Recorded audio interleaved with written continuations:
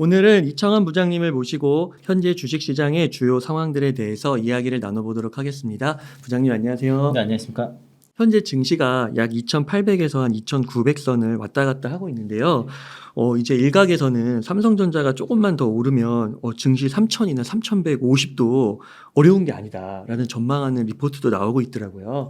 그래서 현재 좀 증시 전망과 하반기까지 좀 본다면 어떻게 보고 계신지 궁금합니다. 삼성전자만으로는 3천이 쉽지는 않을 거고요. 그러니까 이제 다른 이제 시청 큰 종목들이 이제 바닥에 있는 종목들이 올라와줘야 되고 그게 이제 대표적으로 뭐 LG에너지 솔루션이라든가 뭐 삼성 SDI 뭐 그 또 포스콜딩스 이런 이사전지에 속했던 그런 대형주들이 올라와줘야 되는 것이고요. 또 이제 그 지금 그 현대기아차 그런 종목들도 같이 이제 힘을 내줘야 되는 것이고 삼성전자이닉스만으로는 3천 가기는 버겁고 그게 지금 올라왔기 때문에 2,850선을 넘어간 걸로 이렇게 보여지고 오늘 이제 대만 쪽의 그 뉴스에서 이제 그 삼성전자가 엔비디아 쪽 퀄테스트 통과했을 가능성이 있다라는 그 뉴스가 나오면서 막판에 끌어올렸어요. 그리고 오늘이 이제 그 며칠이죠? 오늘이 그 7월 18일 목요일이기 때문에 오늘 위클리 옵션 만기였거든요. 그래서 이제 옵션 만기에 따라서 이렇게 변동성이 좀 있었다라고 볼 수 있겠고 막판에 삼성전자 가지고선 코스피 지수를 좀 끌어올렸습니다. 아래꼬리 달 끌어올렸고 지금 그 트럼프 그 전 대통령이 1차 대선 토론 이후에 지지율이 올라가고 그리고 이제 당선 가능성이 급증했죠. 맞습니다. 그러고 나서 이제 얼마 전에 지난 일요일 날 이제 총격 사건이 벌어지면서 사실상 뭐 공화당 쪽에서는 뭐 승기를 잡았다 거의 자축을 하는 상태이고 이제 오히려 이제 당선 가능성이 상당히 더 올라가다 보니까 거의 시장에서 이제 그 트럼프의 그 제2기를 거의 반영을 지금 하고 있습니다. 그래서 이제 트럼프 트레이드라는 말이 생겼고요. 그래서 섹터별로 이제 손익을 계산해서 손해 보는 섹터들을 매도를 하고 그리고 이제 수혜가 되는 섹터 쪽으로 이제 자금이 가는 그런 현상들이 나타났고 그리고 대체로 그 민주당에 있는 민주당 우세 지역에 있는 기업들 주가가 대체로 조정을 받고 있고요. 그 대표적으로 반도체라든가 빅테크 기업들이 그런 기업들이고 공화당 우세 지역에 있는 전통산업군의 종목들은 그래서 반등을 하는 모습이라서 어제 같은 경우에 이거 지금 표를 제가 갖고 왔는데요. 나스닥은 2.77% 빠졌고 맞아, 이런 거 되게 오랜만에 본 것 같아요. 네, 다우존스가 신고가를 갔습니다. 반대로 그리고 이제 S&P 500이라든가 이제 필라델피아 반도체 지수가 6.81%, 나스닥 100이 2.94% 빠졌죠. 매그니피센트 7 종목들이 보면은 다 빠졌어요. 다 빠졌는데 엔비디아 6.64, 메타 5.68. 그러니까 이제 빅테크라 반도체 기업들이 빠졌고 테슬라 많이 올라갔다가 좀 빠졌고요. 애플, 그러니까 빅테크들도 다 같이 조정이 하루였고 그리고 다우존스 쪽에서는 대체로 이제 그동안 이제 좀 소외됐던 섹터 쪽에서는 전체적으로 올라오는 모습이라서 그래서 이제 그 미국 증시 그 지도 보면은 큰 것들 빨갛고 나머지는 초록색으로 그런 모습들이 지금 나타나고 있다는 것입니다. 트럼프가 이제 금리와 반도체를 손대기 시작했다는 이 뉴스가 이제 머니투데이에서 있었고요. 그 11월 대선을 앞두고 나서 승리를 잡자마자 이제 시장에서 가장 민감한 게 금리 문제인데 파월한테 임기 옳은 일을 하게 되면 임기를 보장해야겠다 그러면서 11월 자기 대선 전에 금리를 인하는 거는 옳은 일이 아니라고 이렇게 협박을 했단 말이죠. 사실은 대통령 그 임명 권한은 없습니다. 그 있는 것처럼 권한이 있는 것처럼 얘기를 하고 있고 그 임기에 대해서도 사실 그렇게 개입할 수 없거든요. 그런데 이제 일단은 뭐 어쨌든 그 승기를 잡으니까 상당히 이제 자기가 그 대선 치르기 전에 금리 인하가 되게 되면은 시장이 지금 예상과 다른 얘기를 하고 있죠. 그러면 아무래도 이제 바이든 쪽이 유리하니까 그걸 좀 막으려고 하는 것이고 그러니까 대선 전에 경기가 좋아지게 되면은 아무래도 이제 그 본인한테 불리한 것이죠. 그걸 명확히 알고 있습니다. 그러니까 금리 인하랑 감세를 통해서 그렇게 통해서 경기가 살아난다는 거는 그 트럼프 전 대통령이 명확히 잘 알고 있는 상황이고 그리고 이제 이렇게 얘기를 했죠. 반도체 쪽에서는 그 대만이 미국의 방위비를 지불해야 한다라고 했고 또 대만이 미국의 반도체 사업의 거의 100%를 차지했다고 하면서 이제 그 중국이 이제 대만 침공 위협을 좀 받고 있는 상황인데 이제 그 동맹 관계가 아니라든가 그 보호를 위해서는 당위적으로 이제 비용을 내야 한다라는 그런 조건부가 될 것이라는 것으로 이제 암시를 한 것이라는 분석이 나왔고요. 그래서 이제 오늘은 이제 TSMC가 이제 예정된 어닝 서프라이즈가 나왔습니다. 왜냐하면 6월달까지의 그 매출 데이터가 가이던스보다 넘어갔었거든요. 그러니까 어닝 서프라이즈는 예정됐던 거예요. 그런데 이제 그게 나오면서 뭐 삼성전자 막판에 반등했다고도 하는데 어쨌든 실적이 잘 나오면서 전일 이제 수요일장에서는 2.4% 빠졌지만은 오늘은 반등세가 좀 나타났고 엔비디아가 이틀 연속 좀 하락을 했습니다. 그리고 이제 상반기에 그 엔비디아를 포함한 그 AI 이런 인공지능 관련 주주라든가 반도체 종목들이 이제 올해 상반기를 이끌었는데 이제 뭐 여기 그 머니투데이 요 뉴스에서는 여기 뭐라 써있냐면 트럼프 2.0은 이기는 적어도 이제 이들의 이제 지난 공로를 전혀 인정 안 하는 셈이다라는 이제 이런 뉴스가 있었고요. 근데 요 뉴스죠. 뉴욕 증시 기술주 투매수 반도체 최악의 하루 나스닥 2.70% 마감인데 이게 아마 최근 들어서 거의 뭐 최대 낙폭일 거예요. 나스닥. 예, 이런 낙폭 처음인 거고 투매처럼 나왔고요. 특히 이제 이거는 이제 앞에서는 이제 트럼프가 그랬고 여기는 이제 바이든 정부가 이제 두 번째 펀치를 날렸습니다. 그 미국 정부가 중국에 대해서 반도체 수출 제한 등에 대한 그 조치를 검토한다는 뉴스가 나왔고요. 그러면서 여기 이제 약간 센트를 건드리는 이슈예요, 전부 다. 그리고 이게 이제 트럼프 집권 시에도 이제 그 반도체 동맹에 대해서 어떤 균열이 있을 거라는 우려가 지금 시장에 좀 반영하고 있고 우리가 이제 잊고 있었는데 2018년도 때 이제 그 트럼프 집권하고 나서 1월부터 미중 무역 분쟁 터지면서 반도체 종목도 작살 났거든요. 예, 그런 약간 데자뷰성 뭐 이런 것들이 조금 이제 나타난 것이고 또 많이 올랐기 때문에 이제 밸류에이션 부담이 생겼지 않습니까? 그러니까 지금 한빛반도체가 그저께인가 어제인가 그저께인가 이제 현대차증권에서 목표가 30만 원짜리 리포터 냈고요. 뭐 지금 사지 않으면 후회할 거라고 뭐 그런 지금 안 사면 후회 뭐 이런 식의 제목이 나왔는데. 그래서 그 밸류에이션을 보니까 뭐 96배에 20% 할인인가 뭐 이렇게 해서 그 30만 원 잡았더라고요. 근데 이제 한미반도체가 예전에는 그 이제 AIO런 그 엔비디아 쪽에서 수혜가 되기 전까지는 그래도 한 20배 정도 PR 20배 정도 받던 기업인데 그래서 최근 목표가 상향하면서 50배도 받았다가 지금은 거의 이제 거의 80배 정도 지금 증권사에서 지금 책정을 하고 같습니다. 그리고 이제 그 두 번째 부대장이 지금 아직은 살아남은 게 이제 이스페타시스거든요. 그것도 이제 PCB 종목들이 원래는 밸류에이션을 못 받아요. 옛날에 우리가 힘탱이 얘기할 때도 PCB는 이제 장비주는 아니죠. 이제 부품이라고 봐야 되는데 부품 소재라고 봐야 되는데 이게 이제 PCB 기업들이 업황이 좋을 때는 12배, 그리고 안 좋을 때는 4-5배 이렇게 받았거든요. 그리고 이제 특히 MLB 같은 경우에는 밸류를 더 못 받았었는데 지금 MLB가 쇼테지가 지금 나다 보니까 증권사 리포트 보면 50배까지 주더라고요.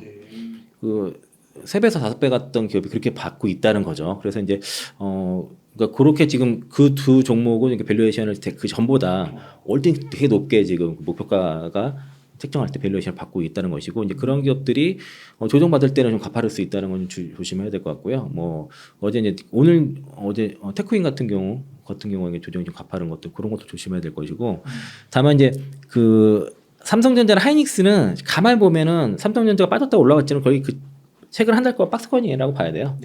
신고가 찍고 조정받고 다시 올라가고 하이닉스는 옆으로 그냥 기는 정도로 느낌 보셔가지고 대체로 그래서 그 삼성전자나 SK 하이닉스의 시가총액의 그 합의 기울기랑 반도체 소부장 대표 종목의 합의 기울기가 유사하거든요. 같은 이렇게 동행을 해야 하는데 근데 이제 그 반도체 소부장 쪽의 종목들이 한미반도체랑 이스페타시스 정도 빼고 나머지들은 다 그 저점으로 빠졌어요. 예, 다 그 고점 대비해서 낙폭가가 상당히 일어나고 걔네 둘만 버텼던 거고요. 그러니까 지금 6월 중순 이후에 선물옵션 동시만기일 전후로 해서 6월 달에 이제 지수가 단기 고점이 나오고 대부분의 종목들이 6월 10일에서 14일 요 정도 사이에서 고점이 만들어집니다. 그러고 나서 이제 종목들이 일제히 다 이렇게 조정을 좀 받는 상황이고요. 그 말씀은 하반기로 갈수록 좋게 보시는 건가요? 이거 좋게는 보는데 좀 달리 보는 건 뭐냐면은 당장 이제 지수의 반등이 강력하게 나올 가능성이 좀 적다고 보는 게 일단 9월 금리 인하가 앞두지 않습니까? 그러면 이제 그전 FOMC에서 이제 9월 금리 인하에 대한 힌트들이 좀 나와 그런 것들이 확인돼야 될 것이고 그리고 금리 9월 정도는 돼야죠. 금리 인하가 만약에 미뤄지게 되면은 이게 이제 이게 지금 트럼프가 이제 금리를 건드렸기 때문에 기술주들 특히 반도체라든가 이제 뭐 전기차 기업들은 금리 인하가 되게 중요하거든요. 그만큼 이제 반도체 같은 경우는 그게 이제 시장 유동성과 관련이 있는 거고 그래야지 IT 수요가 증가하니까. 그리고 이제 그 전기차 그러니까 자동차 같은 기업들은 그게 이제 금리 이제 모기 그 오토론이랑 또 관계가 있지 않습니까? 그래서 이제 직접적으로 관계가 있어요. 기술주들한테는 금리 인하가 상당히 중요한 이슈인데 그거를 건드린 거예요 지금. 그리고 이제 반도체 쪽에 나름의 이제 뭐 밸류에이션 부담이라든가 이제 그 바이든 정부에서 이제 중국에 대한 반도체 제재 뭐 이런 것들이 나타나면서 이제 그 약간 뭐 핑계거리라고 봐야 됩니다. 많이 이제 목에 찼기 때문에 좀 그 차익이 나와야 나오고 조정을 받아야 또 이제 저점 잡고 하지 않을 것 같고 그리고 최근에 이제 그 기관들이 반도체 소비장 계속 팔고 있어요. 한미반도체 내가 아까도 보고 보니까 한미반도체 뭐 이스페타시스, 이오테크닉스 또동 동진세미캠 뭐 하나마이크론 등등에서 계속 기관 연기금, 투신 계속 팔고 있습니다. 계속 물량 넘기고 있어요. 반도체를 파는 거네요. 네, 그 기관들이 지금 한미반도체 목표가 30만 원짜리 냈는데도 불구하고 팔고 있어요. 팔고 지금 물량을 개인들한테 넘기고 있다라고 좀 볼 수 있겠고요. 그리고 그래서 지금 그 금리 인하 전 그러니까 실적 시즌이 이제 8월 중순까지 있잖아요. 그러면은 2분기 실적이 대체로 이제 반도체 종목들은 대체로 좋은 삼성전자 하이닉스야 좋겠죠. 7월 25일에 그 하이닉스 컨코를 하니까 반도체 실적 분명히 좋을 거란 말이에요. 그러니까 그런 것들은 이제 삼성전자 하이닉스 걱정할 건 없을 것 같은데 그리고 삼성전자 같은 경우에는 그러니까 상방보다 하방이 잡혀 있어요. 그러니까 상방이 좀 제한됐다고 보는 거지. 제가 이제 다른 그 방송에서는 엔비디아 쪽에 콜 테스트 많이 쉽지 않다라고 계속 말씀을 좀 드리는데 그 뭐 오늘 여기서 얘기할 건 아닌 것 같고. 그래서 이제 대신 이제 레거시 반도체 쪽이 워낙 좋기 때문에 EPS가 계속 올라가고 있거든요. 그러니까 이제 실적으로 봤을 때는 주가가 빠질 일은 그렇게 없는 거고 또 이제 그 OECD 경기 선행 지수가 이제 밸류에이션에 관한 지수라고 보면은 그게 아직 살아 있습니다. 17개월 연속 상승세고 이게 꺾여야지 아마 반도체 종목들이 그 조정 폭이 이제 크게 나올 수가 있는 건데 지금 그게 아닌 이상 조정이 아주 깊게 나오진 않을 것 같아요. 근데 다만 이제 그 아까 한미반도체, 이스페타시스, 삼성전자, 하이닉스 요 한 4대장 정도 뭐 플러스 아니면 테크닉 정도 빼고는 지금 바닥을 뚫고 있어요. 되게 저쪽 굉장히 많이 빠졌습니다. 거의 그러니까 다른 뭐 2차전 종목도 많이 빠졌는데 버금가게 그러니까 그 같이 빠진 이유가 금투세 이슈도 있다 보니까 사모펀드라든가 뭐 기타 법인 등등에서 코스닥 중소형주를 대거 팔았고요. 그리고 다시 코스피 중소형주까지 같이 팔다 보니까 그런 작은 종목들이 다 무너졌어요. 대체로 뭐 그런 게 많고 그리고 제가 아까 5월 달에는 그 중소 종목들을 좀 갈아타가지고 수익이 많이 났다 말씀드렸잖아요. 근데 이제 6월 달 중순 이제 썸머옵션 동시만기 좀 지나가 보니까 시장의 조정기가 들어가면서 그런 종목들도 같이 조정이 나오기 시작했습니다. 그래서 6월 중순 이후부터는 그걸 갈아타기보다도 투트랙으로 가셔라. 그래서 이제 대형주들 특히 에코프로 그룹주라든가 특히 에코프로 그룹주, 포스코 그룹주를 지금 당장 함부로 팔 게 아닌 것 같다. 일단 좀 그 보유 쪽으로 이제 6월 중순 이후로는 그러니까 그거를 그 전에는 좀 갈아타신 분들 좀 있었거든요. 근데 이제 그거를 지금 하면 안 될 것 같다라고 좀 말씀드려서 그래서 이제 특히 이제 에코프로빈, 포스코홀딩스 요 세 종목은 가급적으로 들고 있는 쪽으로 좀 어드바이스를 드렸고요. 근데 다만 아예 그쪽으로만 포트가 되신 분들은 좀 적당히 분산을 좀 의견 드렸습니다. 이제 반반씩. 그래서 이제 업사이드 높은 쪽에서 그 중소형 종목이랑 그리고 이제 뭐 2차전지 핵심 이제 있는 코어 종목을 같이 투트를 섞도록 이렇게 말씀드렸고 근데 이제 문제는 이제 그거를 이제 선대 소장님 그 방송이나 이렇게 말씀 듣고선 이제 본인이 이제 따져보지도 않고 그냥 막 갈아타시는 분들 있거든요. 좀 그 종목들도 선별을 해서 비중을 실을 거 아닐 거 이런 것들도 좀 해야 되는데 그냥 갈아타신 분들 있어요. 6월달에 그렇게 갈아타셨으면은 대체로 다 손해실 거예요. 그때는. 근데 이제 그게 그거를 누구 탓을 하시면 안 돼요. 그거는 이제 본인이 결정한 일이기 때문에 주식은 자기 책임 기본이고요. 그리고 어떤 걸 사셔든 간에 이게 전략이 섞이면은 안 돼요. 그러니까 무슨 얘기냐면은 지금 2차전지 투자하신 분들이 대체로 이제 대형주들 에코프로 BM, 그러니까 에코프로 그룹주, 포스코 그룹주, 뭐 LG화 그룹주 이런 것들 대형주들 주로 많이 들고 계시잖아요. 그런 분들이 지금 이제 그게 계속 주가 눌리고 하다 보니까 반면에 이제 그 전액 종목이라든가 이제 그 작은 종목들 말고 반대로 가는 것들 많이 보니까 그걸 보고서 이제 갈아타신 분들이 있는데 이게 애매하게 섞이면 안 돼요. 그러니까 이제 우리가 이제 그 투자하는 데 있어서 앞으로 이제 2년 뭐 26년까지 이제 빅뱅 폭발 기다리면서 투자를 한다고 했을 때 그걸 사신 분들은 내가 이제 그 산업의 성장을 보고선 사셨으면은 그대로 가도 가면 되거든요. 네. 20년까지 이제 들고 가면 되는 건데 그게 이제 당장 계속 쳐다보고 지금 오늘오나 내일오나 이걸 계속 보다 보면은 그걸 못 견디기 때문에 이제 좀 현재 구간에서 업사이드 큰 종목들을 좀 갈아타는 전략들을 이제 그 저도 그렇고 그 이제 그 이제 쪽에 이제 그쪽에서 이제 말씀을 좋게 말씀 분들이 그런 얘기들을 좀 어떻게 드린 건데 거기서도 이제 어떤 종목으로 하는지에 대해서 선별을 잘해야 돼요. 그리고 한 번에 갈아타는 게 아닙니다. 나눠야죠. 되게 쪼개서 분산해서. 그러니까 이제 종목을 분산하는 게 아니라 내가 한 종목을 갈아탈 거면은 A 종목이 내가 이게 만약에 뭐 50% 있어요. 이 종목 하나에. 그러면은 내가 B, C, D 종목을 갈아타려고 그래요. 한 세 종목을 갈아타려고 하면은 이거 어떻게 갈아타야 될까요? 그러니까 하루에 다 팔아가지고 다 이렇게 갈아타면 안 돼요. 상황 보면서 내가 들고 있는 종목이 좀 가면 내가 갈아탈 종목이 빠지면 더 좋은 거잖아요. 그래서 조금씩 계속 밸런스에 맞춰주라는 거죠. 이거 왕창 팔고서 이렇게 가는 게 아니라. 그래서 이제 그러니까 5월 달에는 저도 좀 적극적으로 갈아타게끔 했는데 그 자꾸 이제 그 힘들어도 하고 하니까 특히 이제 특정 종목이 좀 업사이드가 좀 좋아 보여서 이게 갈 것 같아서 그렇게 했는데 6월 중순 이후부터는 이거를 이제 적극적으로 하진 않았다는 거죠. 이제 근데 그때 적극적으로 하시는 분들이 그러니까 지금 대체로 수익 나기 어렵거든요. 네. 타이밍상 아까 6월 중순 이후로 종목들이 웬만해서 고점 대비해서 30% 가까이 다 빠졌어요. 거의 다 빠졌어요. 대형주들 근데 그 빠질 때 대형주들이 반등이 나왔어요. 대형주들이. 네. 여기서 바꾸시면 안 돼요. 또 그러면 이미 갈아탔으면 갈아탄 대로 가셔야 돼요. 좋게 보고선 갈아타신 거잖아요. 네. 그러면 갈아탄 대로 가셔야 돼요. 왔다 갔다 하시면 안 되고. 그러니까 이제 대형주는 대형주대로 그 정기적 해증 구간을 극복을 하고 이제 그 다시 이제 25년, 26년도에 북미 정제 시장의 급성장, 뭐 빅뱅 폭발을 많이 하죠. 그걸 보고 간다 그러고 저는 여기 이제 플러스 이제 금리 인하 사이클 같이 말씀을 드리고 있는데 그런 대형 큰 두 개 사이클을 만나는 걸 보신 분들은 가시면 되거든요. 근데 그걸 못 견딘다 그러면은 투자를 못 하는 거죠. 그럼 만약에 지금 시점에서 여윳돈이 있어서 네. 들어간다고 하면 대형주 위주로 사는 게 나을까요? 저는 그 지금 구간에서 많이 제 고객한테는 저는 대형주보다도 신규 자금은 중소형주를 사게끔 합니다. 아 그래요. 네, 왜냐면 다 너무 많이 빠져가지고 네, 어차피 고점 대비해서 그러니까 수익률 기준으로 봤을 때는 그렇다고 이게 대형주를 갖고 있는데 이거를 몽창 팔고 이렇게는 안 해요. 저랑 어쨌든 이제 고객분들이 다 이제 다양한 분들이 계시고 그리고 이제 예를 들면 뭐 선재 소장님 회원들도 일부 계시고 또 박 작가님 팬들도 계시고 하기 때문에 양쪽을 다 끌고 가야 되거든요.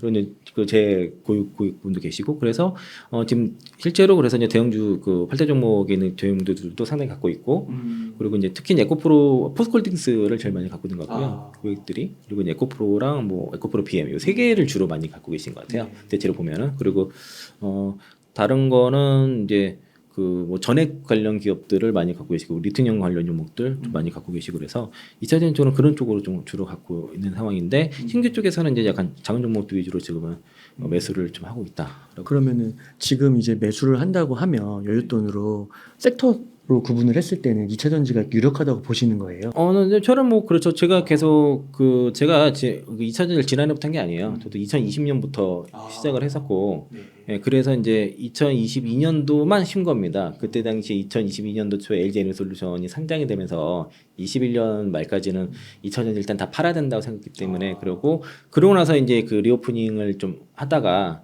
괜찮다가 나중에는 이게 중국의 이게 코로나가 그 봉쇄가 좀 오래될 것 같아가지고 이거 안 되겠다 싶어서 다시 2023년 1월달에 포트 엎은 거예요. 오프닝에서 2차 전지로 다 간 거. 그때 양구제 뭐 에코프로 BM 뭐 등등해서 그리고 이제 그때 당시에도 에코프로가 10만 원, 16만 원을 뚫고서 이렇게 가는데 저는 사실은 그 밑에 8만 원 저점에서 이제 처음에 2차 전지를 갈아타실 이제 처음엔 많지 않았거든요.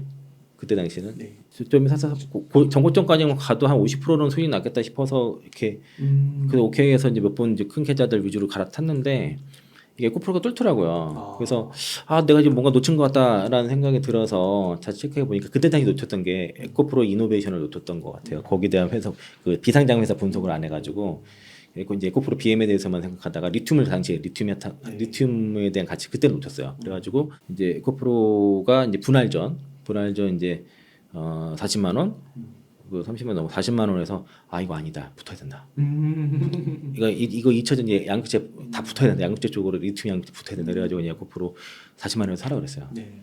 사라 그랬고 그래서 그 전에 샀던 분들을 홀딩하고 40만 원대 사신 분들은 이게 82만 원을 한번 가거든요. 그때 팔았어요. 그리고 다시 60만 원대 조정 왔을 때 거기서 이제 다시 재매수를 했는데 근데 문제는 시장에서 제가 2차 전지를 다시 하는 걸 말을 몰라잖아요. 그래서 4월 17일 한국경제TV에서 에코프로 추천한 거예요. 이제 나 2차 전지 하고 있다. 네, 알리기 위해서. 다시 이제 하고 있다라고 말씀드리기 위해서 이제 4월 17일, 18일 내가 들었던 거. 그게 이제 72만 원인가 갔다가 다시 50만 원대 갔다가 그게 이제 150만 원대 간 겁니다. 지금 그 입장에서는 이제 그때 당시에 제가 이제 그 2023년도 4월 달에 2차 전지를 이제 에코프로 얘기를 할 때는 단순하게 얘가 단기 상승을 본 게 아니고요. 네. 진짜로 2025년, 2026까지 갈 생각이었던 거예요. 그러니까 투자자들과 하면 원래 이 증권사 이제 영업직이 그런 식의 매매는 안 하거든요. 네. 이거는 딱 굶어죽기 좋은 방식이에요.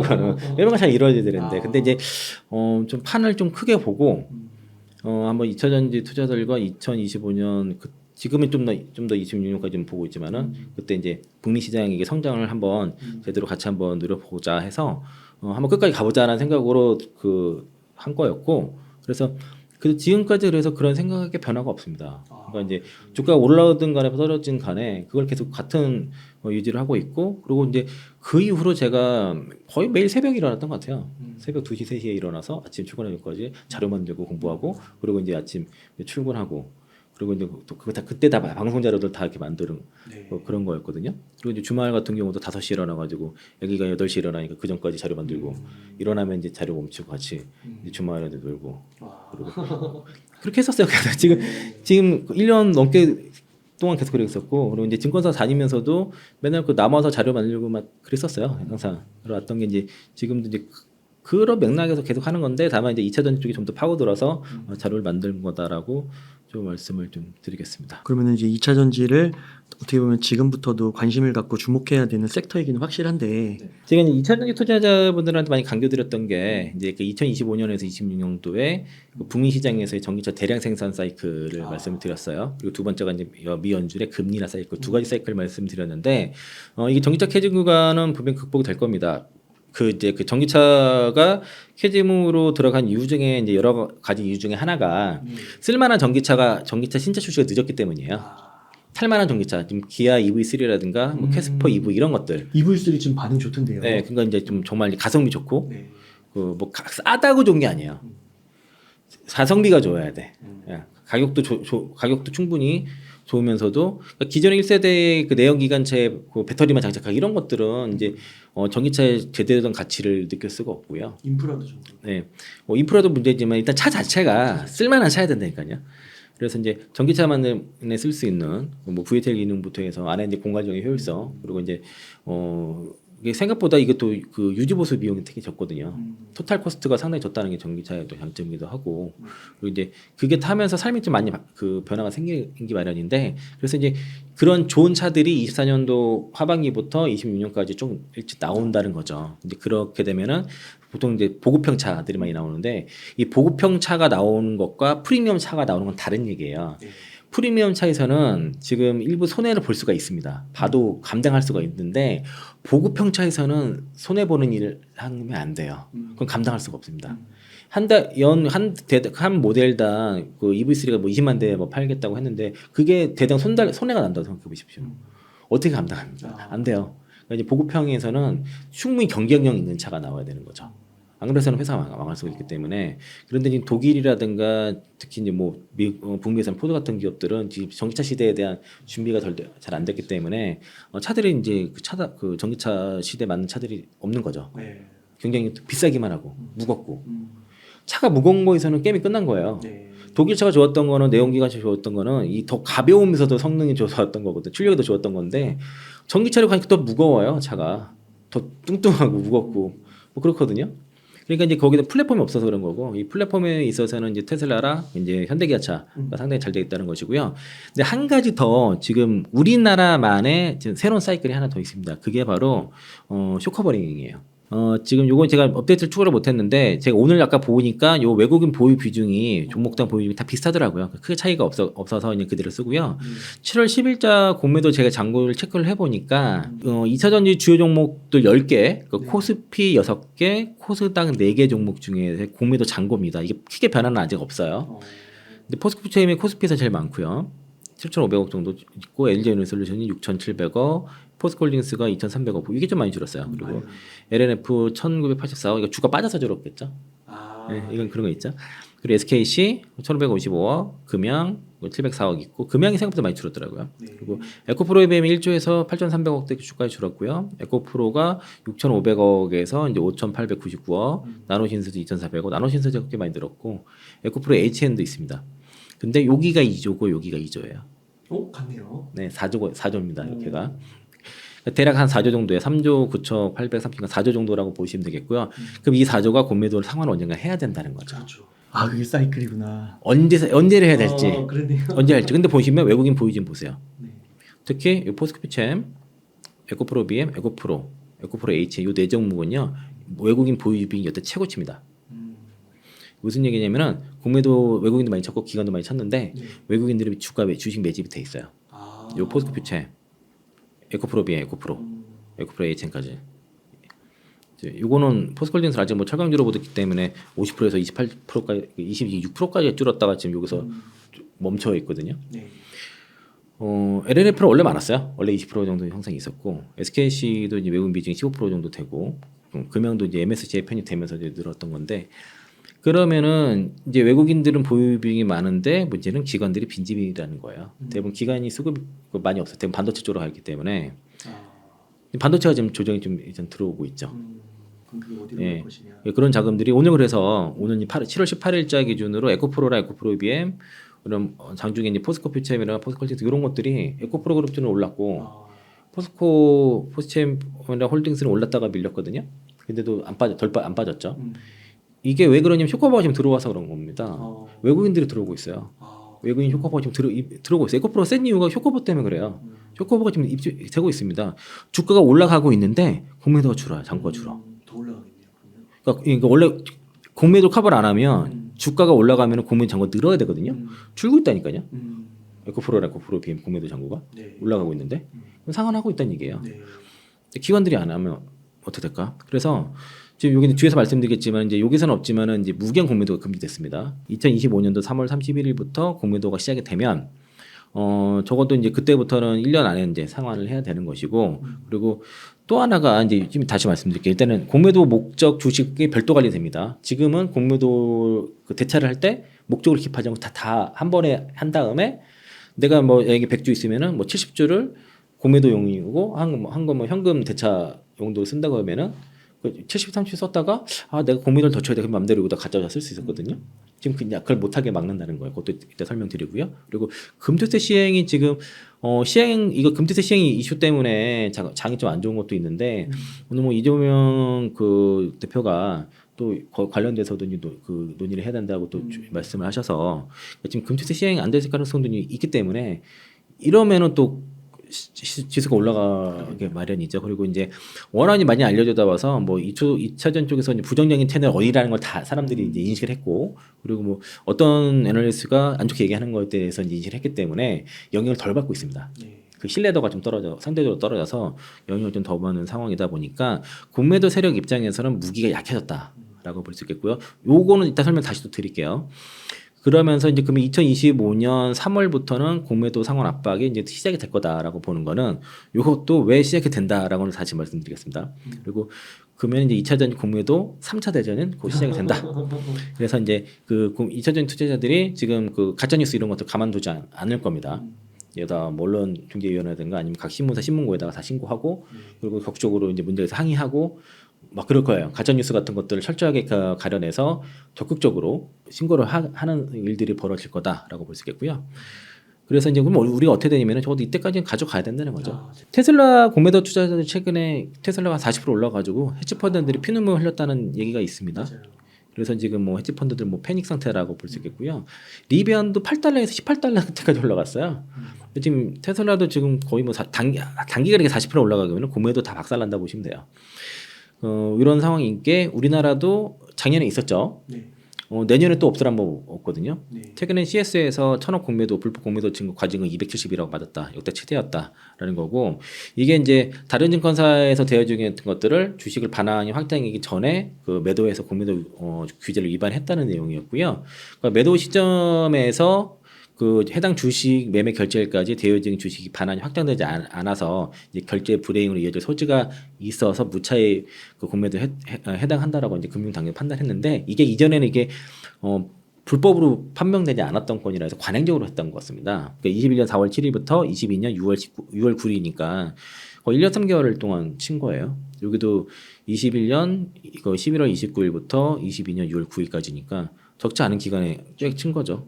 예, 그래서 여기에 대한 역대 처리 과징금을 받았고요. 이게 얘네만 그런 건 아니니까요. 그래서 그 공매도 목적 주식만 따로 관리하는 식의 그 대차 관리 시스템이 바뀌게 되고요 앞으로. 그게 개선이 이루어지는 거네요. 네, 이게 이제 기관 투자자들이 이거 못하겠다고 버텼던 중에 하나예요. 이게 사실은 그러니까 차입 단계에서 공매도가 어떤 공매도 목적을 기입을 하고 그걸 별도 관리한다는 거죠. 그러니까 이제 여태결정과 그 증권금융 각가지 시스템을 이제 시스템의 기관이 주식을 차입할 경우에 공매도 목적이 뭔지를 이제 입력하는 메뉴를 실시하기로 하고요. 이거를 이제 LP랑 MM 등한테 통보를 했습니다. 네. 설명이 열어서 이제 방침을 알렸고 이게 왜 이런 일이 벌어지냐면은 그 전에는 이제 대차 목적을 따로 입력하지 않아도 됐거든요.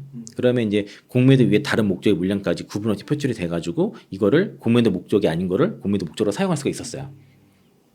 근데 이게 막힌다는 거죠. 실제로 해서 불법 공매도를 한 일부 기관이요. 그 실시간 거래 도중에 공매도용 대차 잔고를 제대로 관리 못해서 실수로 무차익 공매도 했다라고 주장을 했거든요.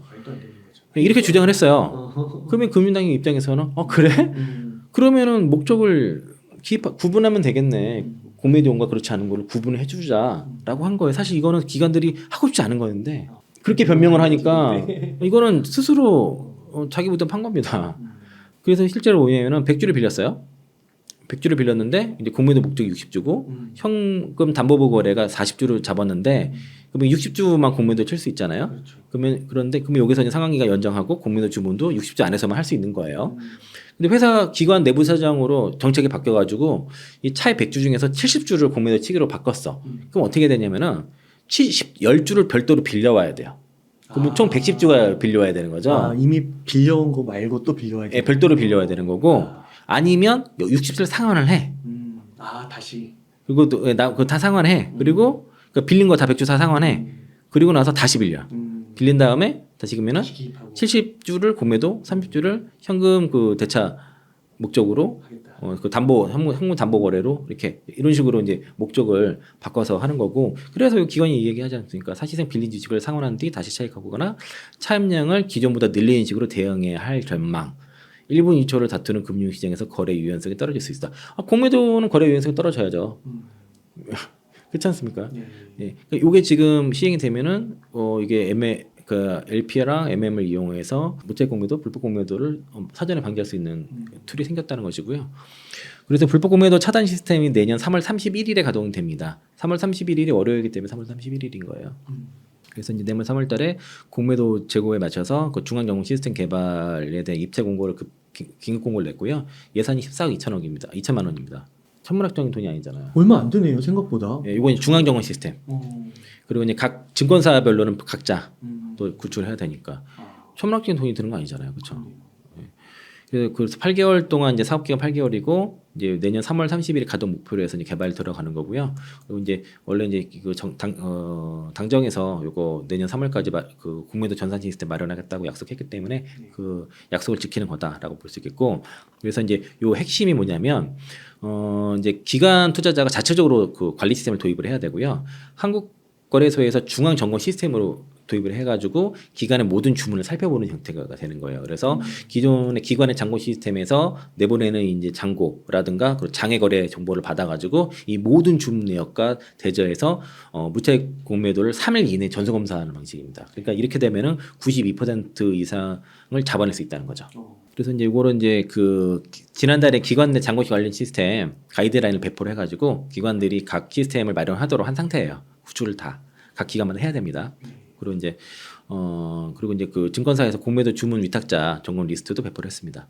그래서 이제 요거 이제 3월 30일까지 공매도 유지되지 않습니까? 그러고 나서 이제 3월 30일에 재개되는데 이번에 이제 김병환 금융위원장 후보도 여기에 대해서 이제 긍정적으로 이제 일단은 얘기를 해서 그러니까 시장의 불신을 해소하고 불공정한 거래를 차단하는 조치에 대해서 그 조치를 한 다음에 그다음에 공매도 재개하겠다고 약속을 얘기를 했죠. 그다음에 이거 이제 3월 30일에 가동이 본격으로 된다 하면은 아무래도 공매도를 치는 입장에서는 굉장히 불편한 일이 벌어지겠죠. 이전과 같지 않는 다른 환경이에요. 또 그러면은 이거 3월 30일인 걸 잘 기억을 해주세요. 다음 무슨 일정이 있냐? 이거 기관에서 아까 그 전산진세 마련하고 거래소에서 중앙으로 점거하는 형태고요. 그리고 이제 기관과 법인에서는 내부 통제 기준을 의무화해야 됩니다. 그래서 무차익 공매도 방지를 위해서 내부 통제 구축하고 증권사에서도 이런 그 시스템 내부 통제 기준을 확인 후에 공매도를 수탁을 받아야 되는 거죠. 공매도 의무화 확인에 대한 의무를 강화를 했다는 것이고 그리고 이제 상환 기간 총 이제 90일 단위인데 이제 1년까지 가능하고 담보비율 105% 그리고 이제 이런 그 처벌에 대해서 강화를 했다 정도로 보시면 되겠고요. 에코프로 이동채 회장 만기 철수가 내년 4월입니다. 아 그래요. 4월 10일. 지난해 5월 11일에 2년형을 받았거든요. 네. 만이 2년 되는 날이 4월 10일이더라고요. 3월 30일에 공매도 재개되면 열흘 남았어요. 네. 그럼 에코프로 이동채 회장이 만기 철수를 하면 어떻게 될까?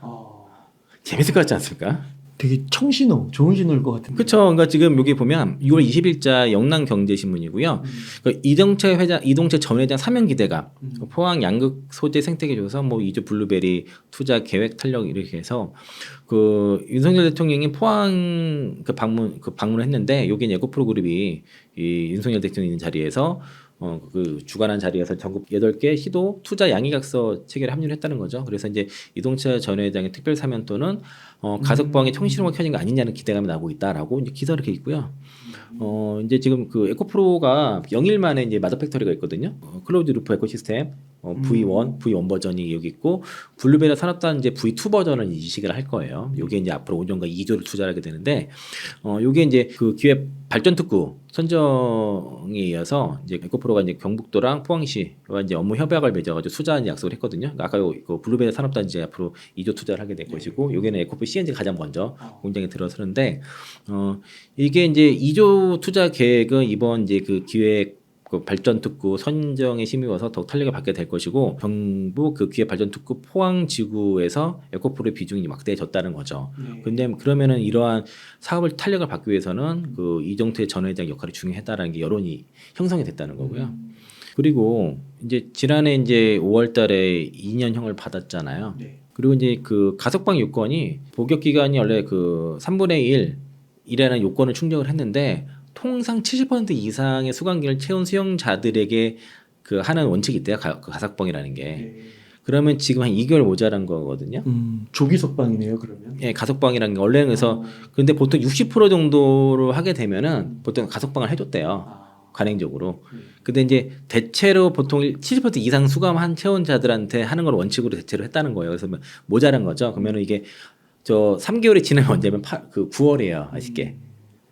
8.15 특사가 있잖아. 광복절 특사에 한 달 모자라. 근데 요건은 만족을 했어요. 요건은 됩니다. 3분의 1 이상만 지나면 할 수 있는데, 통상적인 거에 70%고 또 관행적으로 60%도 해줬다는 거예요. 60%대도 해줬기 때문에, 그래서 이제 이런 그 포항 지역 사회의 그 기회 발전 특구 선정 등의 2차전 산업에 대한 육성이 시급하기 때문에 이동채 전 회장의 조기 석방이 필요하다는 여론이 무게를 싣고 있고, 그리고 포항시 관계자도 이동채 전 회장의 구속으로 인해서 이제 에코프로의 투자 계획에 차질이 빚은 게 사실이다라고 했고, 그 기회 발전 특구 인센티브에 힘입어서 에코프로의 투자가 조속히 실현되길 바란다고 하면서 이제 투자 확정 등 이동채 전 회장만이 결정한 일에 산적이기 때문에 이동채 회장 조기 석방이 꼭 필요하다.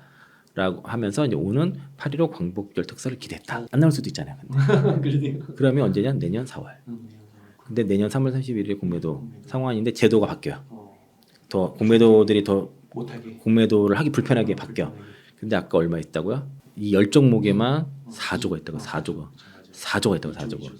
바닥인데. 근데 기관 외국인들은 보유 비율이 많아요. 공매도 포지션을 청산하면 공매도 차익을 내면서 주식 올라면 주가 수익도 같이 보는 구조인데, 기관들이 주식이 없다는 거죠. 지난해랑 비슷한 상황이에요. 그럼 기관이 들어오겠네요. 들어와야죠. 그러니까 지금 기관들 들어오고 있잖아요. 어제 오늘 좀 들어오고 있잖아요. 그렇구나. 그러니까 쇼커볼 해야 돼. 이거 내가 볼 때는 기관들이 포지션 위험해요. 훨씬 위험해. 지금 외국인들이 슬슬 들어오는데 아직 기간이 적극적으로 안 들어오고 있거든요. 들어오긴 들어오는데 몇 개 들어오는데 아직은 이걸 낌새 못 채는 애들도 있는 것 같아. 그러니까 이제 업황 바닥과 주가 바닥이 다를 수가 있어요. 특히 이제 이게 뭐냐면 기한이 생겼잖아요. 첫 번째 기한은 8월 15일까지에 이동차익이 나오는지 나오게 되면 재미될 것 같지 않습니까? 주가 안 올라갈까? 그것 때문에 빠진 적도 있었는데 분명히 움직일 거예요. 그리고 단기적으로 올라가. 그럼 올라가게 되면은 그 밑에서 내가 쇼커버 안 한 사람들은 손실이 나기 때문에 자연적으로 쇼커버 이렇게 불러지는 일이 벌어질 수 있기 때문에 그리고 그게 안 되더라도 내년 4월 10일 초라는 거죠. 네. 얼마 안 남았어요. 길지 않습니다. 9개월입니다. 길어봤자 9개월이고 우리가 모든 일을 하게 되면 시간에 쫓기게 되면은 지게 돼 있어요. 주식도 내가 돈을 투자했는데 언제까지 돈을 빼야 되는 돈을 투자하게 되면은 꼭 빠질 때 그때 가서 주식에 빠져서 못 찾는 경우가 많거든요. 아니면 저가에 던지게 되고 기한이 있는 돈을 함부로 주식 투자하는데 지금 공매도 세력들은 기한이 있는 돈을 쓰고 있는 셈이 된 거예요. 무기한 공매들은 앞으로 못 치게 되면 앞으로 추가로 치는 거에 대해서는 못 치게 되니까. 그러네요. 그럼 또 아까 말씀해주신 이런 또 이슈에다가 전 세계적인 그런 거 봤을 때 전기차 품질도 좋아지고 가성비 있는 것도 나오게 되고만 이렇게 겹쳐지면 또 어떻게 될지 모르겠네요, 진짜. 그래서 이제 그 전기차다운 전기차들이 나와야지 캐즘 이런 것도 극복이 되는 거지. 그러니까 이제 단순하게 이제 차로 이동하는 수단이 아니라 그 안에서의 이제 공간의 혁명으로 쓰이는 것들. 이번에 GV90 보시면은 문이 이렇게 열리잖아요. 이렇게 열려서 안에 공간 의자도 돌아가게 만들고. 그리고 그 PV 시리즈, PV1, 2, 3, PV 시리즈 보면은 공간이 다르잖아요. 그런 게 진짜 전기차라고 보시면 돼요. 네.